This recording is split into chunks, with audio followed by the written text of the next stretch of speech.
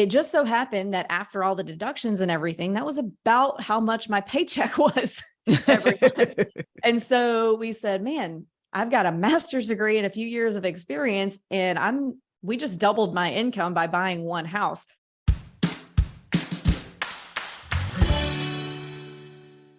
Welcome back to Women Creating Wealth. We have a real treat today because we have somebody besides me to talk to you, and it's somebody fantastic. Avery Carl. She is the author of Amazon's best-selling book, Short-Term Rental, Long-Term Wealth, Your Guide to Analyzing, Buying, and Managing Vacation Properties. She's the host of the Short-Term Rentals podcast. She's also the CEO of the Short-Term Shop, the country's top short-term rental and Airbnb real estate agency. The Short-Term Shop has connected investors with over 5,000 cash flowing short-term rental properties since 2018. And Avery herself went from a $37,000 a year salary to a real estate portfolio of over 220 doors in just 5 years through strategically investing in short-term and vacation rentals. This strategy allowed her to grow her portfolio much more quickly than starting off with the traditional long-term rentals. And it's her goal to help as many investors reach financial independence through short-term rental investing as possible, which is also my goal. Awesome. Avery, thank you so much for being with us today. Yeah, thanks so much for having me. So it's interesting because I know that, when you're buying short-term rentals, did you have any challenges with getting them financed? Because that's sometimes the problem that people have when they're just getting started in short-term rentals. Not a problem necessarily, more so much as just a limitation on what we could spend. But at the time, we didn't need to spend any more than what we did. So it all worked out how it was supposed to. We did run out of debt to income ratio after a few, got a partner on our 4th and 5th short-term rental. And then a few years later, he bought us out. We went and 1031 exchanged those proceeds into more of our own. So all that to say, no, I haven't had a problem financing them so far. But you didn't go with the traditional model for all of your investments. So for the first several, we did conventional financing. So conventional investment loan. A lot of people think that the minimum you can put down for an investment property is 20%. It's actually 15% for a conventional investment loan. So we were able to do that. And then just roll everything we made on that property, plus all the saving we were doing initially into the next down payment. So we were able to just kind of move pretty quickly. And then we did have to, after our second one, wait until the next calendar year, because we needed to show that income on our tax returns to be able to get our DTI where it needed to be again. But after that, I guess another thing is, like, you can have 10 conventional finance properties, or if you're married, you can have 10 each if you can each qualify on your own. But once we moved past that number, we just get commercial loans. So all of our single family long terms and multifamily long terms are commercially financed. Yeah. The only thing I know that people have trouble with the short-term rentals is the bank says, well, you don't have a lease. So why should we give you any sort of, anything toward this income? So you do have to have your own income to sort of bridge that gap. Well, for conventional, yes. So now, they didn't have this when I started, but now, as of the past 3 years, there is what's called DSCR financing for short-term rentals, which helps you kind of get around that. So rather than financing you based on your own debt to income ratio, they finance you based on what the property will make.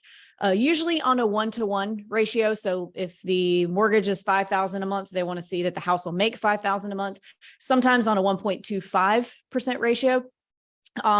But that's a way that a lot of people have been financing over the past 3 or 4 years. It's really good for people who maybe just switch from W-2 work over to 1099 work and don't have 2 years of 1099 income to show, or just people who happen to, maybe they've had a windfall or a settlement or something, and they have a big chunk of money to put down on a house, but they don't have the DTI to be able to get that conventional financing. So DSCR loans have really been a really great tool that have come about for short terms as of the past few years. Yeah, and I'm not sure that we can use those in Massachusetts. I'll have to do some research on that, because I've talked to some different lenders and they're just not too excited about the short-term rental Oh, really? financing. So My mortgage company, the mortgage shop, I own 50% of a mortgage company. We can do them. Call us. excellent. Excellent. So what was your biggest, when you first started this? Okay. I want to like get our listeners to understand what's needed in your mindset to be able to do something. I mean, obviously not, perhaps not on this scale, but even just to purchase your first short-term rental investment.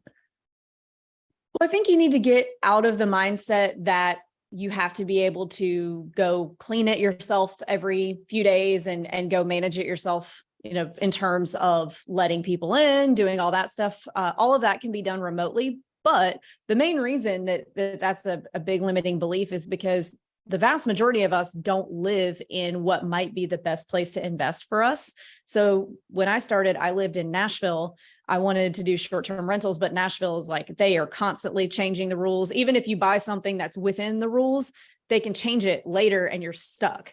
Yeah. So I had to go 3 hours east to the Smoky Mountains in East Tennessee because they had more favorable regulations. So they also had better purchase prices. So, you might live in a really expensive area or an area that doesn't allow it. So getting over that hump of feeling like you need to be able to drive by it twice a day, I think is the biggest mindset shift for people.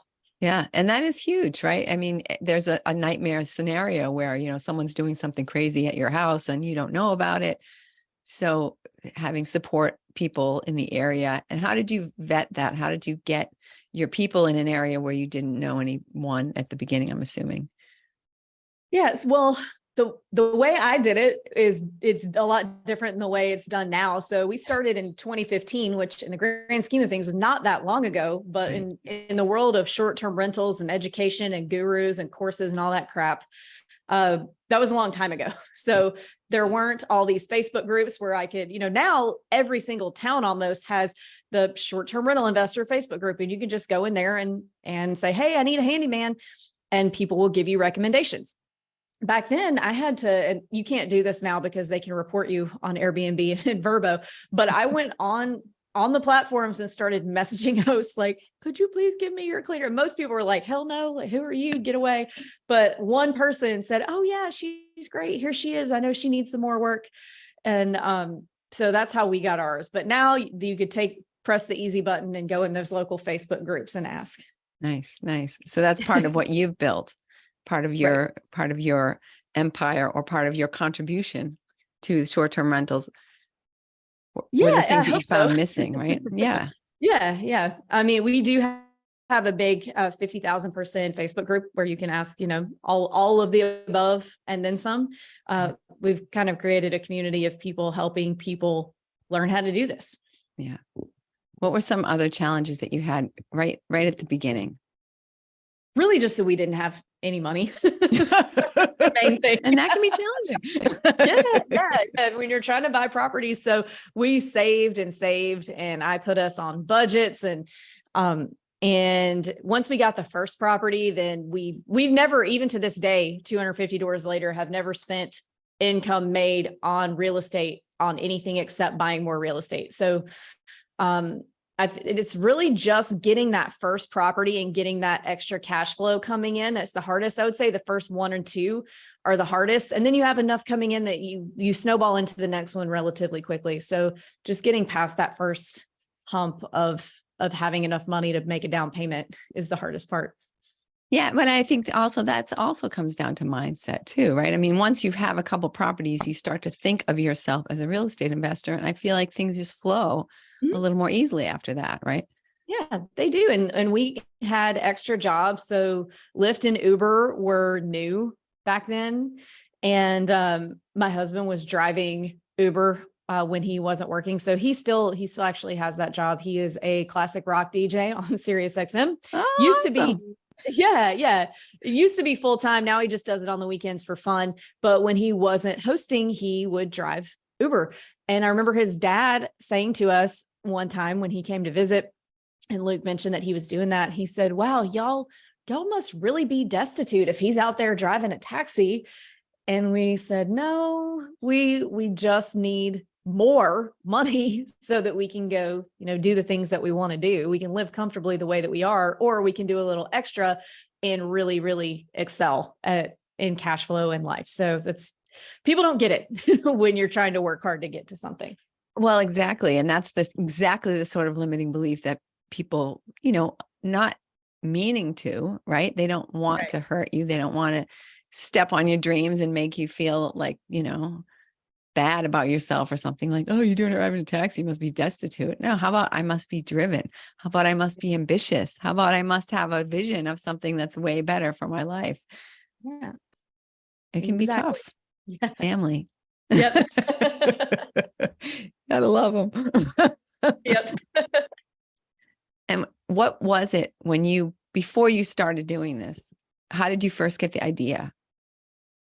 Well, it was not on purpose. And I think a lot of people kind of back into real estate investing sort of accidentally. And we were moving from New York City to Nashville. And our real estate agent at the time was really trying to get us to buy in this area of Nashville that's super hipster and was appreciating really fast.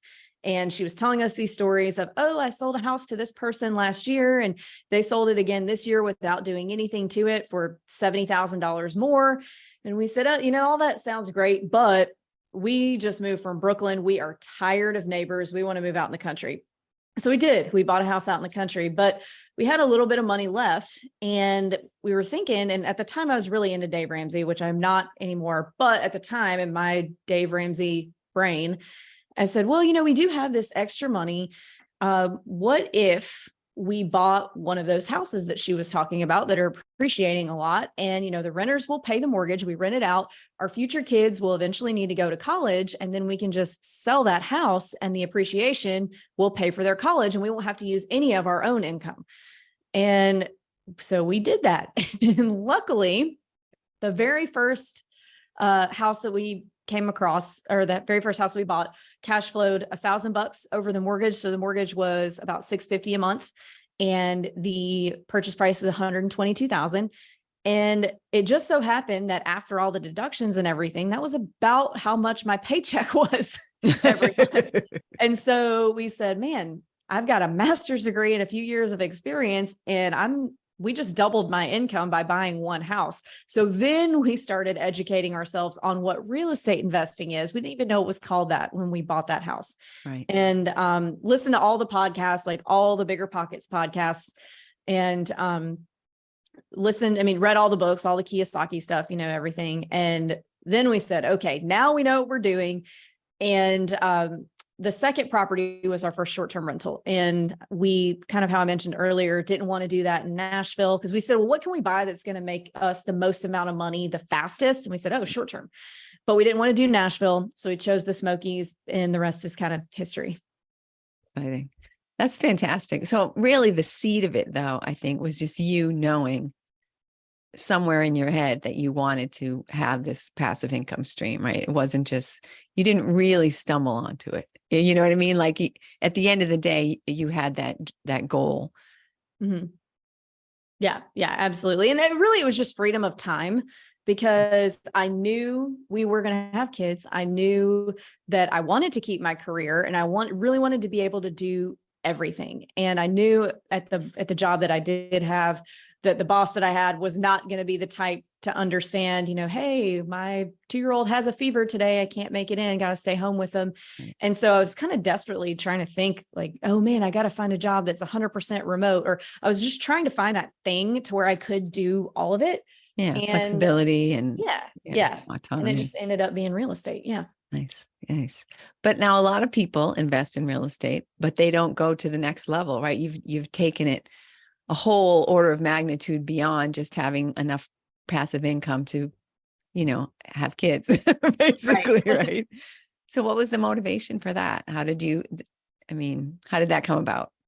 I'm just like that disorder, maybe. I'm very, very, very competitive. Very competitive athlete my whole life. I played college soccer, won a Big 12 championship. So that's just kind of like the way that I am. I can't just kind of half do something and coast and say, oh, this is good enough. Like nothing's ever good enough. I've got to keep going and take it bigger and take it more. So I don't know that that's necessarily a good way to be, but it's worked for me so far. No, don't question it. And how about, then you went, you said, okay, I'm doing this. This is working. And you had your competitive hat on, but then at some point you went into the, okay, now I really want to help other people hat. So how did that come about? Also kind of by accident. I did not, when I got my real estate license, I was like, I'm not being a realtor that is, selling soccer mom houses, and I'm not going to go put open sign houses out. And like, all of that sounded like I do not want to be that. I really just got my license so that I could do our own deals. So I could, Yeah. I've got the MLS right in front of me. I don't have to call anybody. It's midnight. I don't have to bother anybody. So started out with that. And then also because we live in the South and we're investing in the South, and my husband's very much a New Yorker. So sometimes that relationship with Southern real estate agents hasn't gone so well. He's just way too direct. So it kind of just happened organically. So we would have friends that would say, you're making how much on that cabin? How much do those cost? Oh, help me buy one. Teach me how to do it. Yeah. And then it was friends of friends. And then it was people we didn't know. And then it just kind of grew into business. And here I was being a real estate agent. And then we noticed that a lot of the people who were buying with us were also buying in Destin, Florida. And there was like one agent that most of them were buying with there. And we thought, well, how do we keep this in-house? And then we opened up a Destin office, which is where I live now. And then now we have 20 offices across the US of what we feel are some of the best short-term rental or vacation rental markets in the country. We don't really do urban markets as much. Yeah. So that all of our clients have their choice of, do you want beach? Do you want mountain? Do you want high end? Do you want lower end? We've got sub 300 markets. So there's something for everyone. Yeah. And I think that just kind of the real estate investing community as a whole is very willing to help other people. So I've had people who weren't into real estate investing say, why would you teach other people how to compete with you? I'm like, because there's plenty for everybody. It's not competing with me. Yeah, There's, exactly. it's, so I think that's just kind of like a general mindset of the real estate investing subculture, is that everybody teaches everybody how to do it, because there's plenty for everybody. We're not big, huge funds. We're all just people. People who want to enjoy life more. Yeah. Have you found it difficult? I know in some of the markets that I'm in, there's a changing array of, like you were talking about Nashville, they're constantly changing the regulations. You get into a situation where you're like, okay. Are you finding that happening in some of the other markets that you're in? We try to be pretty selective on the markets that we go into. So we really try to stick to markets that are true vacation tourism markets, that the economy of the market is kind of dependent on the tourism coming in, not a lot of hotel presence. So, all that tourism is staying in short-term rentals. Yeah. There are a few that we've kind of stepped out of that a little bit, but they're still vacation markets, but also kind of metro. So Orlando, the Disney thing, and then also Scottsdale. But we haven't had any major regulation shifts, because I think we are pretty selective again about which markets we go into. But and we stay out of urban markets for that exact reason in most cases, because there's a lot of hotel presence in urban markets, a lot of primary homeowners who are not dependent on tourism for their income. So, I get it. I live in a vacation market and I don't really want the house next door to me being a short-term rental either. Right. So we try to stay out of those types of markets for that reason. Yeah. Yeah. And that's a smart way to go about it, because it obviously, like you said, the hotels are going to complain. The neighbors are going to complain. There's just going to be a tension that you don't need when you're just trying to do a good thing and have a good time. And Right. what kinds of things when you meet someone who's just like a little curious about what you do and they aren't quite sure how to get going, what kind of things do you tell them so that they can start to educate themselves and figure out if it could work for them? So I do direct them to my book. But really it's just like you said earlier, a mindset thing of understanding, like, a lot of people think, oh, real estate investing is for rich people. I'm not rich. I can't do that, but it's really not. It's mostly regular people who saved up, who are buying 1, 2, 3 houses over 4 or 5 years. Yeah. And so it's really just a making them realize that they can do it too, that it's real estate investors aren't like special rainbow people. They're just people that decided they wanted to do something and did it. And you can absolutely be that. Yeah, absolutely. Yeah. How did you start your Facebook group? What was your initial intention for that? Well, really, we were just getting a lot. So a lot of our clients had all the same, 20 questions. So it was nice to kind of make a community where like, yeah, I have the answer to that and I can answer that 20 times, or I can answer it once here. And then several other people who might have slightly differing opinions or ways of doing things can also answer it. And we can all kind of share information and like, oh, you know what, maybe his way of doing it is better than what I've been doing. That's pretty cool. So really just a community and sharing of information and best practices and just kind of making friends with people. Yeah, that's fantastic. Do you have any sort of I'm just thinking like, oh, like an annual get together or something like that. Have you ever thought of doing like a big convention for short-term rental owners? I have thought about it like the past 3 years in a row, but I just cannot get it together to do it. Stuff just always pops up and life moves fast. Haven't done it. Yeah, it would be kind of fun, but Oh yeah, it would be. yeah. What are some of your favorite parts now about being where you are and being, specific to the short-term rental investor hat? I mean, just the freedom of time. So, for example, I went to pick my daughter up she went to a theater camp. She's about to turn 5. She went to a theater camp over the summer, a little day camp thing. It ended at noon every day.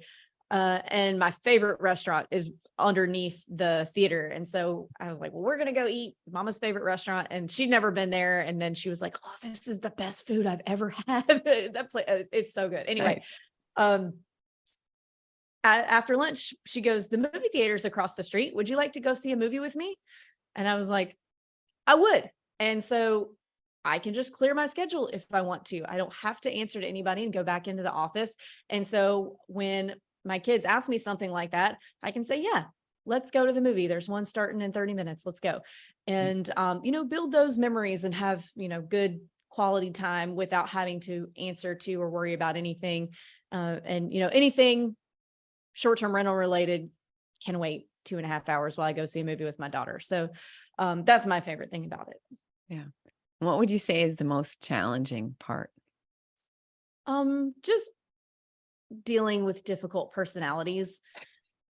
But that's any client facing or service based business is there, some people are going to be great. Some people are going to be easy. Some people are going to be difficult. There's all different types of personalities. And I think I've gotten pretty good at dealing with most of them. I bartended for years and years in New York and Austin and Los Angeles. So I've seen almost all personality types, I think I could say at this point. And so a lot of those skills kind of transfer over to dealing with people. But every now and then you'll get one that you're like, man, why are you like this? But that's the hardest part. And it doesn't happen that often. Yeah. And that's the joy of short-term rentals, because pretty soon they're going to be gone. Yeah. Not permanent. Yeah, exactly. This is not a year-long commitment with these crazy people. Yeah. So you're helping people to buy their units, but then you're staying on as the manager, correct? In some cases. No. So we don't Okay. manage anybody else's. We just manage our own, and we Okay. teach our clients how to manage theirs so that they can really maximize that cash flow, and they can take, that 20-25% that they would have paid a manager and put it back into another property. So we teach them, to fish rather than fishing for them. Yeah. And how are you doing the management of all of your personal units? So all of our short terms, yes. Our long terms we have on property managers because that's a little, less expensive. So, but we handle all of our own short term management. So what have you found? There's been so many advances in Airbnb lately, as far as, that being able to automate a lot of things, but they've also, I feel like, I don't know, this is kind of off topic, but do you feel like Airbnb has changed a little bit since they went public? Yeah, I think they keep doing these quarterly updates and things that they didn't used to do, and it almost never is helpful. Last year, actually, when they introduced the categories and everything, it like messed everybody's bookings up. So I do feel like now that they have more people to answer to, they're trying a lot of stuff that is not necessarily great for the host. It's very guest centric. At the same time, though, like I do love Airbnb. We wouldn't have a business without them. I know Yeah. there's a big, a big push for direct bookings right now, and I'm all for that. But at the end of the day, the bulk of my bookings do come from Airbnb, so we can't hate them too much, right? Yeah. Well, I mean, for me, the big advantage to using a service like Airbnb is the money. I mean, if someone is booked 6 months out, that money is in Airbnb's account. You're not like, oh, I hope they send me, like a friend of mine that uses VRBO, and they apparently, I've never used them, but I guess they don't collect the money for you. Is that correct? They do. There's different ways that a guest can set up to pay. So they can Okay. pay all at the beginning, or they can pay in installments, or they can wait until the check-in day. It just kind of depends. Yeah, because I don't know, for him, and maybe this was a direct booking, but he was waiting, he got checks in, waiting for checks to come in from people. And I'm like, I do Okay. not want to be waiting for checks to come in from people and trying to keep track of who's paid for what and all this. So yeah, Mhm. He was maybe doing this something was a direct booking he had. Maybe it wasn't Yeah. VRBO. Yeah, because VRBO definitely does direct Yeah. deposit and all that. Yeah, that would. And then when COVID came and everybody wanted their money back, oh no, I don't want to be that guy. Yep. That was a mess.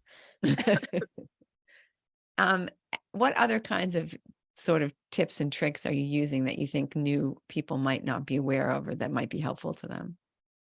Well, you have to use a dynamic pricing tool. So Price Labs is the best one out there. You don't want to be just manually pricing, because you'll miss something. And it's like, yeah, okay, Christmas, great, let's raise the price. Yeah, Not New Year's, easy. 4th of July, great, Labor Day, great. But there's all kinds of little things that go on in a market that you may not be aware of that would cause you to be able to get a higher rate than usual. So this way, if you use a tool like Price Labs, it automatically does that for you. So you don't have to pay as much attention. You're not really leaving any money on the table. So you definitely need to have a dynamic pricing tool. So you prefer something like that versus just smart pricing from Airbnb? Yeah. So Price Labs is designed to get you the highest price per night, whereas the Airbnb smart pricing tends again it's more geared towards getting the renter the best price per night. So it's kind of, I prefer Price Labs because it makes me more money rather than less money. And so that interacts with Airbnb. It automatically is Mhm. updating your pricing there. Yeah. So it integrates with Airbnb or Yeah, whichever VRBO or property whatever. management software you're using. So we use Hospitable. So Hospitable manages all of our listings across all the platforms. And so that way we only have one dashboard where we would go, like if we need to change photos on something, we would just go in Hospitable, change that, and it puts it on all of the platforms. Same thing with pricing. So your Price Labs will just sit right on top of your property management software and integrate with that. Yeah. Yeah. What have you found to be the biggest, like, was there anything that you implemented that you didn't have at the beginning that you were like, oh my God, this is so awesome. This is saving us so much time. Definitely Price Labs. And because we were having to go through, every week and say, okay, well, we're going to change the pricing here, here, and here. And you still want to do that. You still want to pay attention to it, but trying to find the different events that might be happening can get challenging.